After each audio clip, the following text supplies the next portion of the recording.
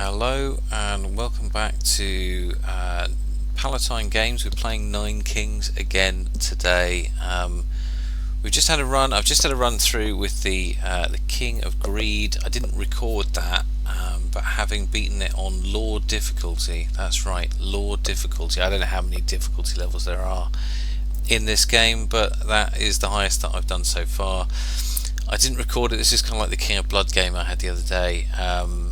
But I have started this video so that you can see how much further we can go.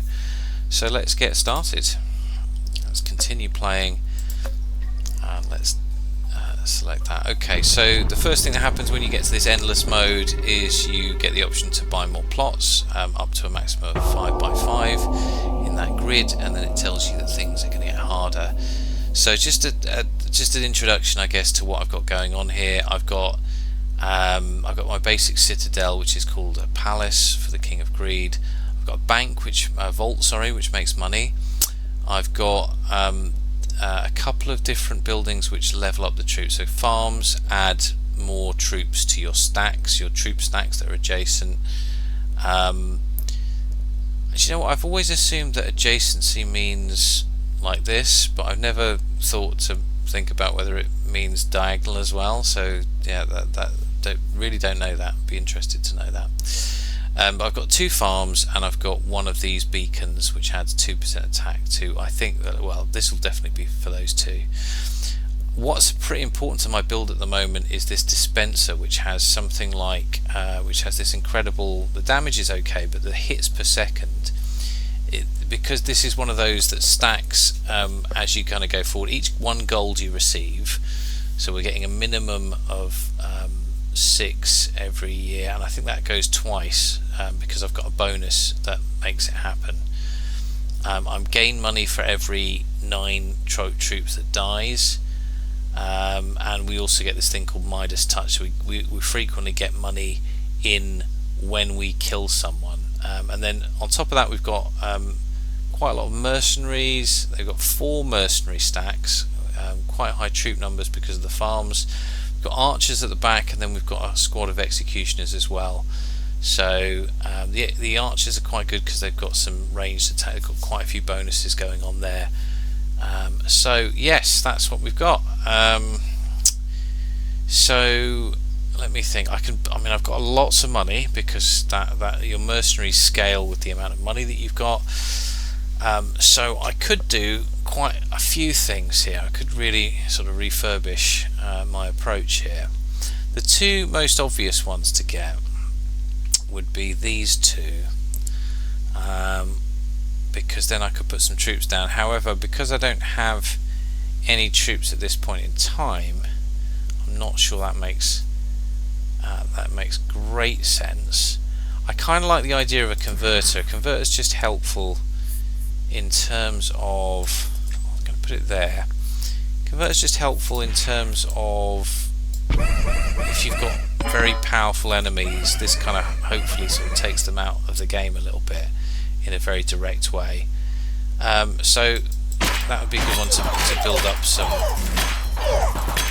expertise in. Right, fighting the King of Nothing. The King of Nothing's been a bit tricky for us. Usually feels like in these games you get one bad guy who's particularly tough for you, one opposition king who's particularly difficult. I like the idea of having more archers because we've got a lot of mercenaries at the moment. Who are we going to fight against? I think King of Nature is just a bit easier usually, but that's sort of famous last words, is it not? Right, so let's buy this plot and let's put the archers here. So you saw fired, and that's because when my gold goes down, the number of mercenaries I've got goes down. But I still think that on balance this is a pretty good thing. So this is me fighting the Greed Rebellion, so it's basically they've got the same troops as me. They've got the thief unit, so that's why my archers at the back took quite a bit of damage there. I think I can level this vault up, which would be quite a good thing to do. Okay. Right, that'll just increase my money making capability. I mean, you can see this cannon. I've just gained the Cheapskate award achievement thing because I've got over 1,000 gold in one run. Right. I like the idea of the spores. I think they're really something, and we've got quite long battles, so this might not be the worst thing to do ever. I do like the idea of having more units as well. Procreate is very powerful, so tricky. I think I'm going to go with Procreate. So I think I'm going to intensify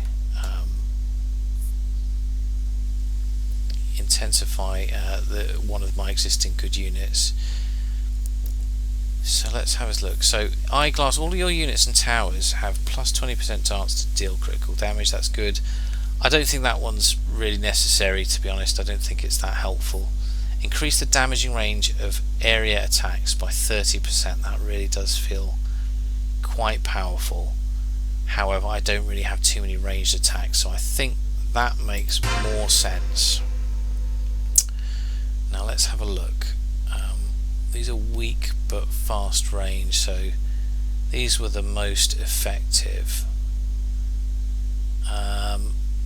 I'm assuming that does genuinely boost them. I think it boosts like the base level when you use it on mercenaries. At least that's what I'm imagining. So Greed Rebellion is kind of distinctive because you've got these thief troops that go to the back of yours. And actually, they are causing me a lot of trouble. Oh, this is it. Oh dear, first life lost. Wow, that was pretty brutal. Assassin troop that jumps to the enemy's back line. That might be the way to go. Maybe if you can't beat them, join them in some way, shape or form. Right, okay, let's build some thieves. Let's do that. Oh, that was so disappointing. Right, we've lost a life, but we're still in it. We are still in it. Let's see. Okay, well, do you know what? We are not doing well. This is not going well at all.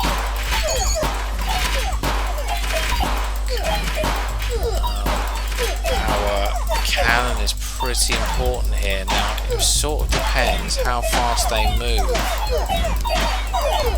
I don't know if they come to destroy the cannon first, or if they're just going straight to the castle. We are mowing them down. We are going to survive. That was entirely down to this cannon, which has become ridiculously overpowered, thanks to the fact that it's just, we've got so much gold. It's leveled up so much. Right, I'm going to get this concabulator. I think that makes the most sense. I'm going to put it in the corner here, and I'm going to try and level it up and hopefully get to a point, although we've got quite a lot of leveled up plots, so I'd kind of need to do that towards the end. That's quite an optimistic thing based on how oh my goodness, we are getting hammered. This is not good at all. I think we're going to lose a life here. Yeah, they've hardly lost any troops. I'm not really sure what the issue is here. I think they're just going to go straight for our castle and they're going to win. That's a pretty powerful turret we've got, but it's not making too much of a dent. We are in trouble. We are in trouble. Passive backline unit that go, if killed in battle, generates 3 gold per level. That's really funny, isn't it? I've never managed to use one of those before. Right, buffs allies' attacks damage based on its own damage. Well balanced melee troop. I do feel like we need some more melee troops. Ranged troops that shoots huge bolts of piercing damage. I think we probably need that. That feels important. It's one of the things, I guess one of the things we can do here is we can pack our tiles with a lot more troops, and we'll lose some mercenaries for that, but this is actually a good moment. So let's see, let's think this through. Okay, so I've got 4 troops that I can put down, so that works out quite well, and then probably the steel coat I think as well. Right, so I'm just trying to think if there's any. What we'd really want is the blacksmith here, because that would add to the attack damage. Yes, let's do that. Let's put a shaman down, and then let's put a ballista here. I don't know if there's too much science behind these last 2. At least if there is, I'm struggling to think about it. And then we want our mercenaries to survive a little bit longer. Okay, there we go. Right. So we're pretty close. We've only got 1 life left. Let's see. Can we beat the King of Progress? No, it doesn't look good so far. We are down to less than 100 troops already. That is. They've got over 200, and they've beaten all of my troops. We've got a few rats. Okay, that might do it. You know what? That tower that converted them, that has been pretty important. There's still 160 troops though. Oh, it's not going to be enough. Oh no. Oh no. Oh no. Oh no.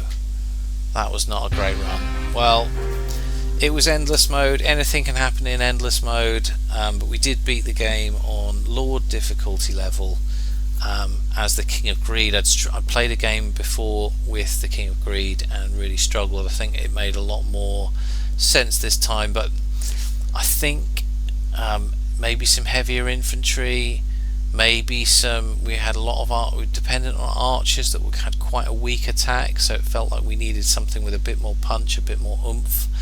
The cannon was useful, but maybe we needed something that was a bit stronger. I do think the demon temples are really quite powerful in this game, so that's a shame. Lots of fun, but ultimately didn't manage to get to the next boss. Anyway, thanks very much for watching. Hope that was interesting. Do kind of like and subscribe and all that stuff, and yeah, do leave some comments if you've had any greater luck, and I'm looking forward to seeing what the next difficulty level is, so stay tuned. Thanks very much.